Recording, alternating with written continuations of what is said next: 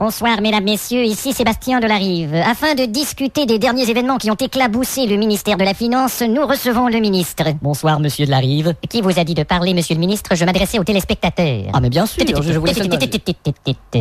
Bon. Monsieur le ministre, votre chef de parti avait promis avant les élections un gel des impôts. Pourtant, depuis seulement 3 jours d'entrée au pouvoir, tout a augmenté de 12%. Non, 12% me semble un chiffre exagéré. J'ai ici le papier officiel du vérificateur qui dit bien 12%. L'avez-vous vu le papier? Le voici le papier. Regarde le papier. Tu vois le papier? Regarde le papier!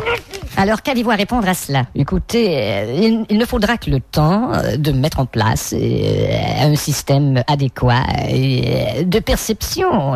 Parce que... Quant à l'augmentation du taux de chômage de plus de 4%, est-ce également parce que Non, le taux de chômage n'est pas un effet... Si on voit la question de notre angle... Le taux de chômage n'est pas un effet de notre gouvernement. Là, si on voit la question de d'avoir notre... augmenté... Oui. La valeur de notre argent dégringole. Le pays est perdant face aux nouvelles ententes monétaires. Comment imaginez-vous un plan de redressement, trou du cul? D'accord. Eh bien, allez. Notre monnaie a perdu quelques plumes, mais nous... Il est clair que vous n'avez aucun plan de redressement. Qu'est-ce que vous entendez parler? Vous êtes surpris par la question. Vous n'avez pas l'air de vous préoccuper de ce genre de choses.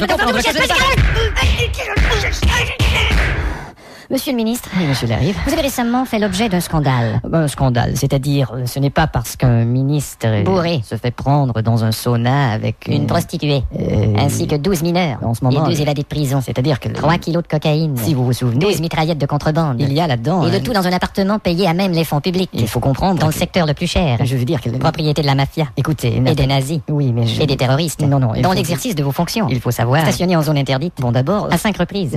Qu'avez-vous à répondre à cela? Eh bien, exactement, c'est cela, oui.